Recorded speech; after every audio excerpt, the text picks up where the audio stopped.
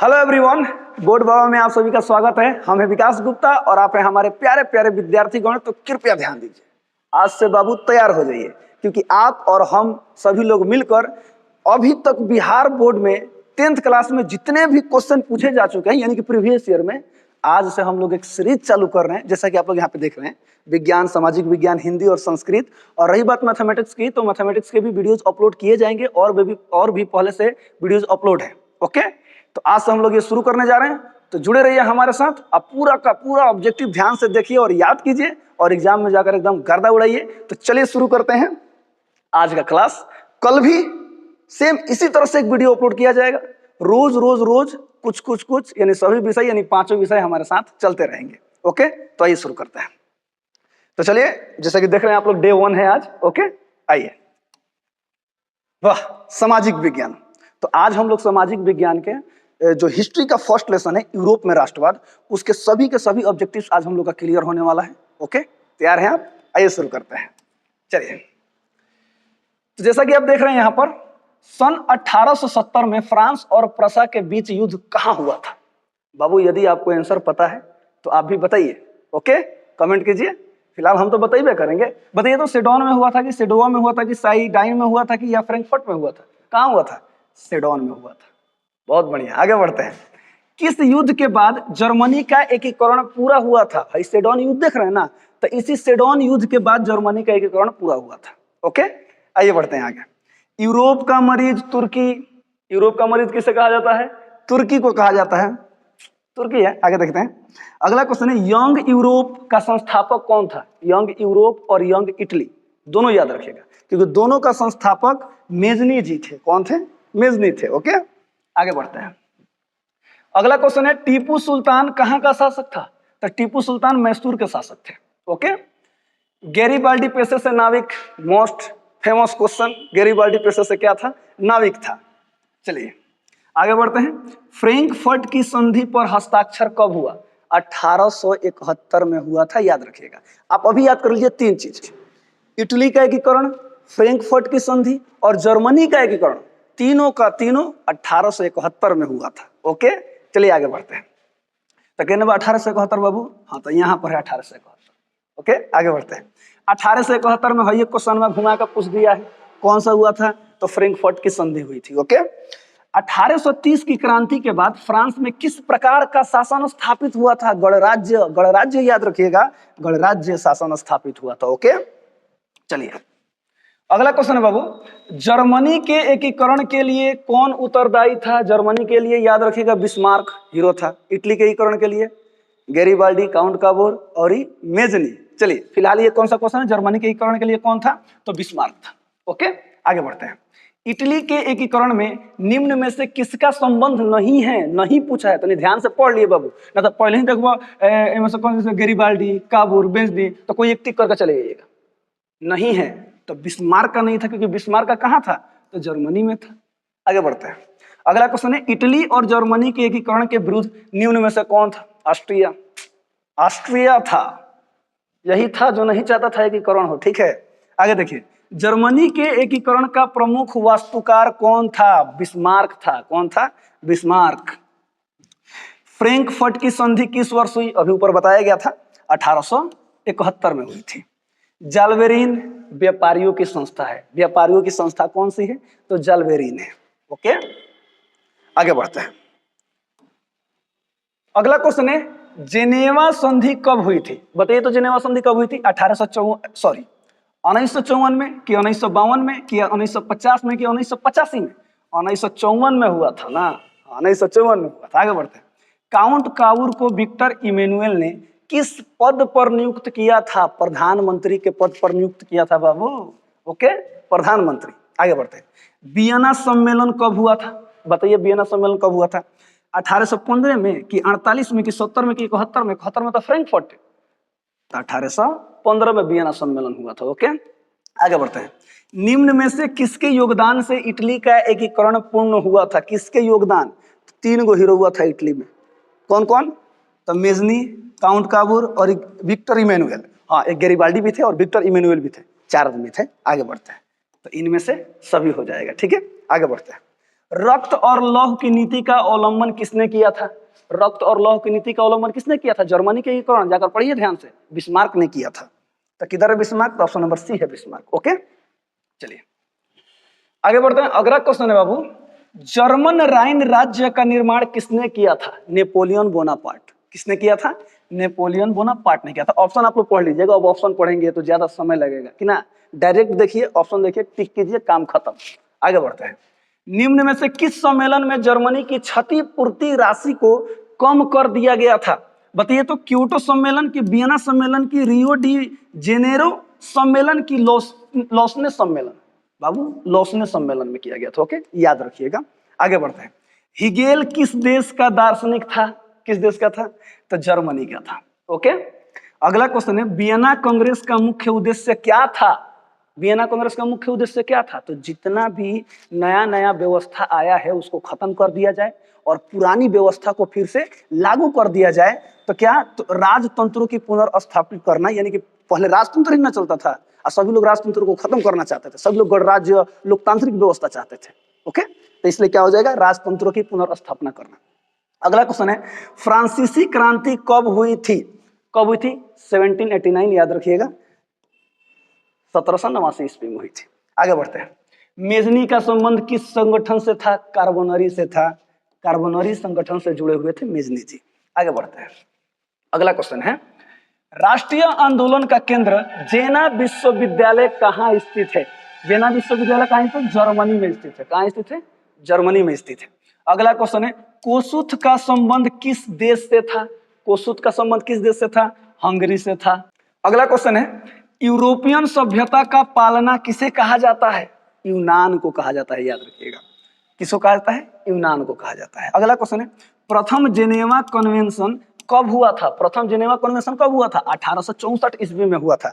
अगला क्वेश्चन है, इटली का एकीकरण कब पूरा हुआ? मैंने शुरू में ही बोला था, तीन को याद रखिएगा, फ्रैंकफर्ट, इटली, जर्मनी, 1871 में हुआ था। ओके, अगला क्वेश्चन है, लुई फिलिप किस देश का शासक था? किस देश का शासक था? फ्रांस का शासक था। ओके, अगला क्वेश्चन है, निम्न में से कौन मित्र राष्ट्रों के गुट में शामिल नहीं था? कौन था जो मित्र राष्ट्रों के गुट में शामिल नहीं था? जल्दी से बताइए। जर्मनी था, याद रखिएगा। कौन सा था? जर्मनी था। अगला क्वेश्चन है, बोहेमिया निम्न में से किस देश के अधीन था? ऑस्ट्रिया था, सभी को पता है, तो ऑप्शन नंबर ए हो जाएगा। चलिए आगे देखते हैं। अगला क्वेश्चन है, 1871 में विलियम प्रथम कहाँ का सम्राट बना था? जर्मनी का सम्राट बने थे विलियम प्रथम। ओके, अगला क्वेश्चन है, लुई 16वें को फांसी कब दी गई थी? 1793 में दी गई थी, याद रखिएगा। ऑप्शन नंबर बी हो जाएगा। अगला क्वेश्चन है, पोट्सडम की घोषणा के बाद किसने आत्मसमर्पण कर दिया था? किसने आत्मसमर्पण? जापान ने किया था। किसने किया था? जापान ने किया था। अगला क्वेश्चन है, सार्डिनिया का राजा कौन था? सार्डिनिया का राजा कौन था? विक्टर इमैनुअल था सार्डिनिया का राजा। ओके, अगला क्वेश्चन है, इटली के एकीकरण का प्रमुख नायक कौन था? इटली के एकीकरण बोला था ना, मेजनी, कावोर, गैरिबाल्डी, तो ये सभी थे। ओके, चलिए आगे देखते हैं, और भी है कि नहीं है भाई? वाओ, हिंदी। तो चलिए आज अब हिंदी शुरू करते हैं, ठीक है।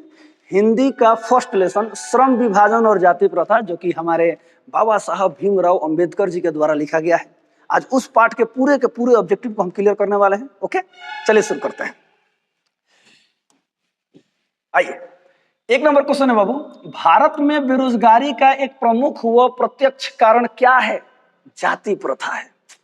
जाति प्रथा भारत में बेरोजगारी का एक प्रमुख व प्रत्यक्ष कारण है। ओके, अगला क्वेश्चन है, आधुनिक सभ्य समाज श्रम विभाजन को आवश्यक क्यों मानता है?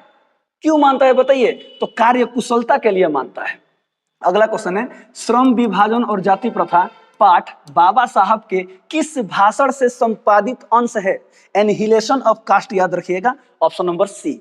अगला क्वेश्चन है, भारत में बेरोजगारी का मुख्य कारण क्या है? अभी बताया गया था, जाति प्रथा। ओके, अगला क्वेश्चन है, बाबा साहब भीमराव अंबेडकर का जन्म कब हुआ था? बताइए, बाबा साहब भीमराव अंबेडकर का जन्म कब हुआ था? तो 14 अप्रैल 1891 ईस्वी में इनका जन्म हुआ था। और याद रखिएगा बाबू, इनका मृत्यु दिसंबर 1956 में हुआ था। ओके, ये भी याद रखिएगा। आगे बढ़ते हैं। अगला क्वेश्चन है, आदर्श समाज स्वतंत्रता, समानता, भ्रातृत्व पर आधारित होगा, यह किसने कहा था? तो बाबा साहब भीमराव अंबेडकर जी ने कहा था। ओके, अगला क्वेश्चन है, भारत में जाति प्रथा का मुख्य कारण क्या है? तो बेरोजगारी है। बेरोजगारी है तो गरीबी होगा, सभी को पता है, इसलिए इसका ऑप्शन नंबर ए सही होगा, बेरोजगारी होगा। अगला क्वेश्चन है, मानव मुक्ति के पुरोधा किसे कहा जाता है? बाबा साहब भीमराव अंबेडकर जी को कहा जाता है, तो भीमराव अंबेडकर। अगला क्वेश्चन है, जाति प्रथा स्वाभाविक विभाजन नहीं है, क्यों? बताइए। क्योंकि रुचि के आधारित नहीं होने के कारण। क्योंकि रुचि के आधार पर हमें काम कहाँ मिलता है? जाति के अनुसार काम मिल दिया, काम दे दिया, आप इस जाति के हैं तो उस जाति के लोग जो काम करते हैं आप वही काम करेंगे। आगे देखिए, अगला क्वेश्चन है, भारतीय संविधान का निर्माता किसे कहा जाता है? बाबा साहब भीमराव अंबेडकर जी को कहा जाता है, सभी लोग जानते हैं, तो भीमराव अंबेडकर जी को कहा जाता है। अगला क्वेश्चन है, बाबा साहब अंबेडकर का जन्म किस राज्य में हुआ था? बताइए किस राज्य? मध्य प्रदेश में हुआ था, याद रखिएगा, महू मध्य प्रदेश। ओके, मध्य प्रदेश में हुआ था। अगला क्वेश्चन है, श्रम विभाजन और जाति प्रथा के लेखक कौन है? बाबा साहेब भीमराव अंबेडकर जी हैं। बाबा साहेब भीमराव अंबेडकर का जन्म किस परिवार में हुआ था? एक दलित परिवार में हुआ था। अगला क्वेश्चन है, भीमराव अंबेडकर के चिंतन एवं रचनात्मकता के प्रेरक व्यक्ति कौन थे? तो बुद्ध भी थे, कबीर भी थे और ज्योतिबा फुले भी थे, इसलिए इनमें से ये सभी हो जाएगा। ओके, अगला क्वेश्चन है, हु आर सुद्राज किन की रचना है? भीमराव अंबेडकर जी की रचना है, ऑप्शन नंबर ए हो जाएगा। भीमराव अंबेडकर किसके प्रोत्साहन पर उच्चतर शिक्षा के लिए न्यूयॉर्क गए थे? बड़ौदा नरेश, याद रखिएगा, बड़ौदा नरेश। ओके, चलिए अगला क्वेश्चन है, द अनटचेबल्स किन की रचना है? तो भीमराव अंबेडकर जी की रचना है। किसे बाबा साहब के नाम से पुकारा जाता है? उस टाइम से हम बता रहे हैं ना, बाबा साहब भीमराव अंबेडकर जी, तो भीमराव अंबेडकर को पुकारा जाता है। ओके, चलिए आगे बढ़ते हैं। संस्कृत, ठीक है, चलिए संस्कृत का शुरू करते हैं। आज हम लोग संस्कृत के दो पार्ट क्लियर करने वाले हैं। ओके, एक सबसे फर्स्ट मंगलम पाठ और दूसरा पाटलिपुत्रम वैभव। ओके, इन दोनों पार्ट के जितने भी ऑब्जेक्टिव अभी तक जितने भी क्वेश्चन पूछे जा चुके हैं, सभी के सभी पार्ट को हम लोग क्लियर करने वाले हैं। ओके, तो ध्यान से देखिए एक एक चीज। आइए शुरू करते हैं। पहला क्वेश्चन है बाबू, वेदाहमेतम पुरुषम महानतम डैश डैश डैश विद्यते न्याया मंत्र किस उपनिषद से लिया गया है? इसका ऑप्शन नंबर बी सही हो जाएगा बाबू, श्वेता श्वेत रूपनिषद, याद रखिएगा। ओके, अगला क्वेश्चन है, मंगलम पाठ कहां से संकलित है? ये यहाँ उपनिषद से सारी बातें लिखी गई, तो उपनिषद से संकलित है। ओके, अगला क्वेश्चन है, अड़ोरड़ियान महतो डैश डैश डैश महिमान मात्मन मंत्र किस उपनिषद से संग्रहित है? चलिए आगे देखते हैं, ये कठोपनिषद से है। ओके, याद रखिए, कठोपनिषद से लिया गया है। अगला क्वेश्चन है, नदियां नाम और रूप को छोड़कर सागर में जाकर मिलती है, यानी इसमें ऑप्शन में समुद्र दिया है, तो आप लोग समुद्र लिखेंगे। ओके, आइए देखते हैं। अगला क्वेश्चन है, महान से भी महान क्या है? तो महान से भी महान आत्मा है। ओके, आइए आगे बढ़ते हैं। अगला क्वेश्चन है, यह संपूर्ण संसार किसके द्वारा अनुशासित है? आत्मा से भी ऊपर कौन है? परमात्मा। तो पूरा संसार परमात्मा द्वारा अनुशासित है। ओके, आगे बढ़ते हैं।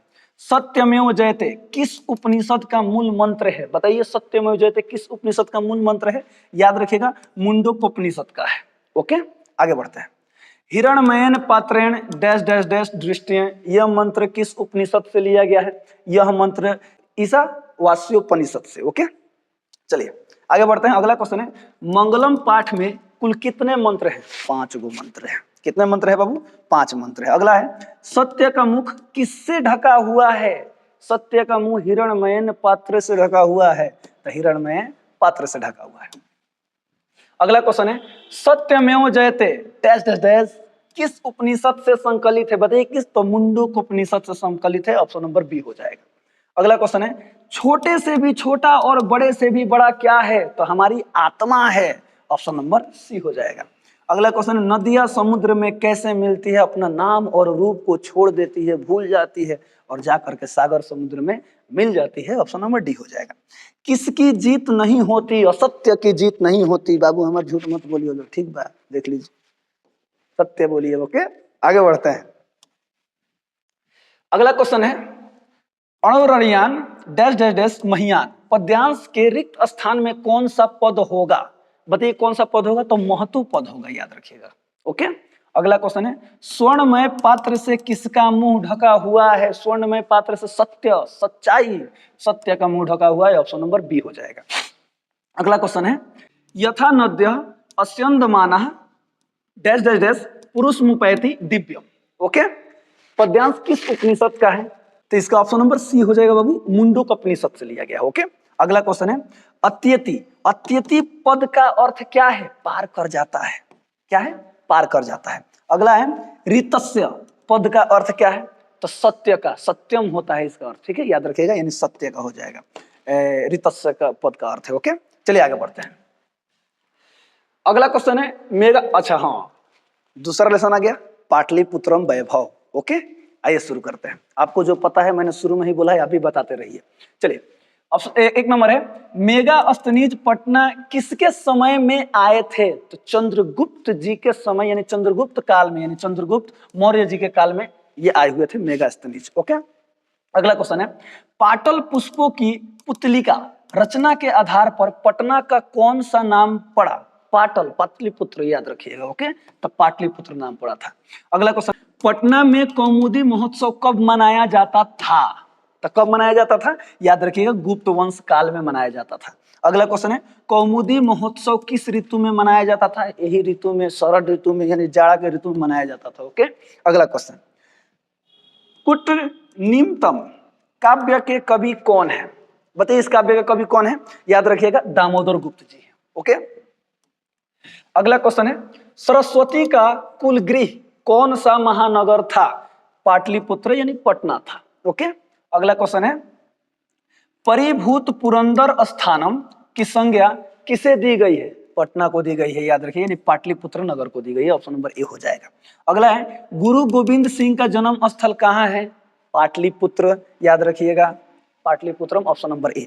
अगला है यूनान का राजदूत कौन था? अभी सबसे पहला क्वेश्चन था ना, मेगास्थनीज, याद रखिएगा, ऑप्शन नंबर ए हो जाएगा। अगला है किसके काल में पाटलिपुत्र की रक्षा व्यवस्था उत्कृष्ट थी? किसके काल में? तो चंद्रगुप्त मौर्य के काल में वहां की जो सुरक्षा व्यवस्था थी बहुत ही बढ़िया थी। अगला देखिए, अगला है पाटलिपुत्रम वैभव पाठ के किस शहर का वर्णन, पाठ में किस शहर का वर्णन है? पटना शहर का वर्णन है, सभी को पता है, ऑप्शन नंबर सी हो जाएगा। दामोदर गुप्त ने किस काव्य की रचना की है? दामोदर गुप्त ने किस काव्य की रचना की है? तो याद रखिएगा कुटनीमत, इसका पूरा आपके किताब में मिलेगा, कुटनीम ताख्य, याद रखिएगा, कुटनीम ताख्य, मतलब आपके किताब में ऐसे कुछ लिखा हुआ है, लेकिन इसका ऑप्शन यही होगा। ओके, अगला क्वेश्चन देखिए। अगला क्वेश्चन है पाटलिपुत्र किस प्रांत की राजधानी थी? ठीक है, अपने बिहार की है, यानी बिहार की राजधानी पटना, पाटलिपुत्र सब एक ही है, तब बिहार, सारे जहां से अच्छा बिहार हमारा। ओके, आइए आगे बढ़ते हैं। पटना का इतिहास 2500 वर्ष पुराना है, याद रखिएगा, ऑप्शन नंबर सी हो जाएगा, 2500 वर्ष पुराना है, माने किताब के अनुसार। अगला क्वेश्चन है पटना शब्द किस शब्द से बना है? पटना शब्द किस शब्द से बना है? तो याद रखिएगा सर, पतनम, ऑप्शन नंबर सी हो जाएगा, पतनम शब्द से बना हुआ है। पतन, पतन शब्द होता है ना, उसी से बना हुआ है। अगला क्वेश्चन है गुरु गोविंद सिंह किस धर्म के गुरु थे? सिख धर्म के गुरु थे, याद रखिएगा। अगला क्वेश्चन है पटना में गंगा नदी पर कौन सेतु है? गांधी जी, गांधी सेतु है, याद रखिएगा, ऑप्शन नंबर सी। पाटलिपुत्र किस नदी के किनारे अवस्थित है? गंगा नदी के किनारे अवस्थित है, ऑप्शन नंबर ए हो जाएगा। पटना में हमेशा युद्ध, आग और बाढ़ का भय रहेगा, यह किन्होंने कहा था? भगवान बुद्ध ने कहा था, ऑप्शन नंबर ए हो जाएगा। गोलघर कहाँ है? पटना में है। ओके, चलिए अगला क्वेश्चन है वहिनी। वहिनी का अर्थ क्या होता है? आग होता है, पर्यायवाची शब्द पूछता है बाबू, याद रखिएगा, तो ऑप्शन नंबर ए हो जाएगा। गुरु गोविंद सिंह का जन्म स्थान किस नाम से प्रसिद्ध है? गुरुद्वारा के नाम से प्रसिद्ध है, याद रखिएगा, ऑप्शन नंबर बी हो जाएगा। पाटलिपुत्र पटना के नाम से कब से प्रसिद्ध हुआ? मध्यकाल से प्रसिद्ध हुआ था, ऑप्शन नंबर सी हो जाएगा। पटना नगर की पालिका देवी कौन है? पटन देवी मैया, वाह, पटन देवी। आगे बढ़ते हैं। अगला है सिखों के 10वें गुरु कौन थे? तो सिखों के 10वें गुरु गुरु गोविंद सिंह थे। हिंदी का जो पहला पाठ है काव्य खंड राम नाम अभिनु बिरथे जगी जन्मा, उसमें उसके अनुसार उसमें एक और क्वेश्चन याद रखेगा, सिख के मतलब सिख धर्म के 5वें गुरु कौन थे?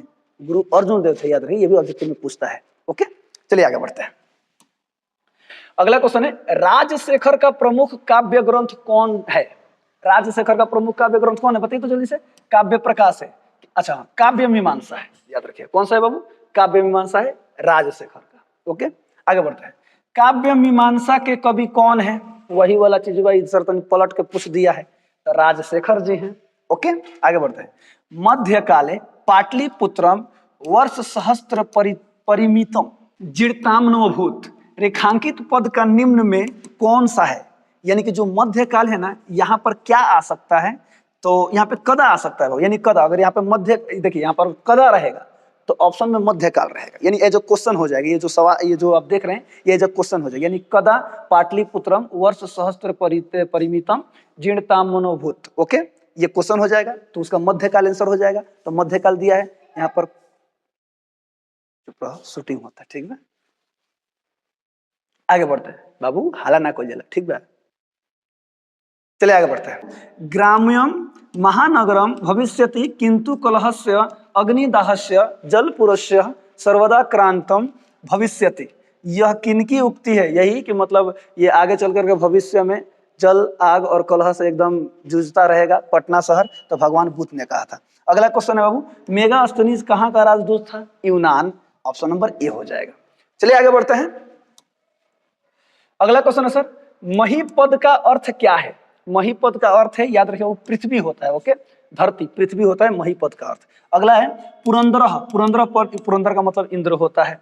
अगला क्वेश्चन है सबसे लास्ट, गुरु गोविंद सिंह सिख संप्रदाय सह डैश डैश डैश गुरु आसित रिक्त स्थान की पूर्ति करें, उचित विकल्प से करें। तो कौन? तो 10वें गुरु थे, यानी 10वें गुरु थे। ओके, चलिए आगे बढ़ते हैं। वाह, अगला विज्ञान है। तो विज्ञान और मैथमेटिक्स तो आप लोग जानते करते हैं, हमारे गुरु संदीप सर आपके भी गुरु। चलिए उनसे सीखते हैं विज्ञान और मैथमेटिक्स। ओके, चलिए हम मिलेंगे कल, तब तक के लिए हमारी तरफ से जय हिंद। बाकी अब उनसे पढ़िए। चलिए, अभी आप सभी लोग सामाजिक विज्ञान, हिंदी और संस्कृत पढ़ लिए। चलिए अब शुरू करते हैं विज्ञान। तो हम एक बार बोल देते हैं, हेलो एवरीवन, बोर्डवा में आप सभी का स्वागत है। हम संदीप गुप्ता और हमारे प्यारे प्यारे विद्यार्थी।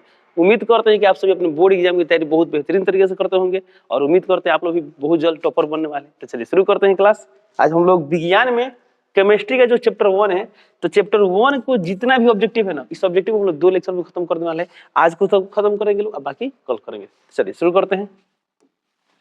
ओके, देख पा रहे क्वेश्चन नंबर 1 लिखा है चीनी का रासायनिक सूत्र है। तब जानते हैं चीनी का रासायनिक सूत्र क्या होता है? C12H22O11। ऑप्शन नंबर क्या होगा? सी, तो सिटी कर देंगे। अगला क्वेश्चन दिया यहाँ पर, सल्फ्यूरिक अम्ल का रासायनिक सूत्र है। सल्फ्यूरिक अम्ल का रासायनिक सूत्र क्या होता है? H2SO4। इन ऑप्शन नंबर बी होगा तो बीटी कर देंगे। नेक्स्ट क्वेश्चन दिया यहाँ पर, नाइट्रोजन डाइऑक्साइड के धुएं का रंग कैसा होता है?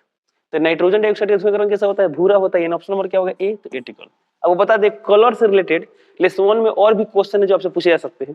तो क्या क्या क्वेश्चन हो सकता है, थोड़ा उसको भी आपको ध्यान देना चाहिए, ठीक है। एक क्वेश्चन बनता है कि आयरन सल्फेट, जिसे हम फेरस सल्फेट बोलते हैं, तो आयरन सल्फेट के क्रिस्टल का रंग कैसा होता है? तो कैसा होता है? हरा होता है। आप लेकिन नाम सुने होंगे लोग, हरत होता है। क्या सुने होंगे लोग? नाम में ही देखिए हरत होता है। थोता को हम लोग तुतिया भी बोलते हैं, कशिश भी बोलते हैं। तो हरत होता सूत्र क्या होता है? ये होता है Fe2SO4.7H2। ओके, यह क्या होता है? ये रावा जल होता है, आप लोग पढ़े होंगे लोग केमिस्ट्री में, ध्यान देंगे। अब देखिए यहाँ पर तो क्वेश्चन आता है आयरन सल्फेट के क्रिस्टल का रंग कैसा होता है? तो क्या बोलेंगे? हरा होता है। एक और क्वेश्चन बनता है, कॉपर सल्फेट के क्रिस्टल का रंग कैसा होता है? एक होता है CuSO4 5H2O। इसे हम लोग क्या बोलते हैं? इसे बोलते हैं नीलत होता है, यानी इसका रंग कैसा होता है? नीला होता है। यहाँ पर नीलत होता है। और भी करंट रिलेटेड कुछ क्वेश्चन है जो आपसे पूछा जा सकता है पोलर पार्ट से। वो क्या है? तो क्वेश्चन है, मैग्नीशियम का जो रिबन जलता है किस कलर के साथ जलता है? तो श्वेत लौह के साथ जलता है। क्या जलता है? मैग्नीशियम का जब रिबन का दहन होता है तो ये कैसा जलता है? श्वेत लौह के साथ जलता है। ओके, एक और क्वेश्चन होता है, सिल्वर क्लोराइड, आप नाम सुनोगे AgCl, इसका रंग कैसा होता है? श्वेत रंग का होता है। कैसा होता है? श्वेत रंग का होता है। परंतु सूर्य के प्रकाश की उपस्थिति में, सूर्य के प्रकाश की उपस्थिति में इसका कलर चेंज होता है। और कैसा होता है? तो सूर्य के प्रकाश की उपस्थिति में ये होता है धूसर रंग। कैसा होता है? धूसर रंग का होता है। तो ये सभी भी क्वेश्चन है जो आपके कलर से रिलेटेड पूछे जा सकते हैं। ओके, चलिए आता हूं अगले क्वेश्चन पे। अगला क्वेश्चन यहाँ पर, निम्नलिखित में कौन समीकरण संतुलित नहीं है? तो कौन संतुलित नहीं है? तो आपको 1 by 1 चेक करना पड़ेगा। तो ऑप्शन ए दिया, देखिए यहाँ पर H दिया, यहाँ पर 4, यहाँ भी 4, ऑक्सीजन दिया है 2, यहाँ पर 2, यानी बराबर है, तो संतुलित है। इस तरह सब चेक कर लेंगे। तो ऑप्शन नंबर डी देखिए, तो यहाँ पर PB1, यहाँ पर PB1, या नाइट्रोजन परमाणु कितना है? 2 है, यहाँ पर नाइट्रोजन कितना है? 1, यानी ये बराबर नहीं है। ऑप्शन नंबर क्या है? डी। तो डी क्या है? संतुलित नहीं, यानी असंतुलित है। ओके, चलिए चलते हैं अगले क्वेश्चन पे। अगला क्वेश्चन दिया, खड़िया का रासायनिक सूत्र है।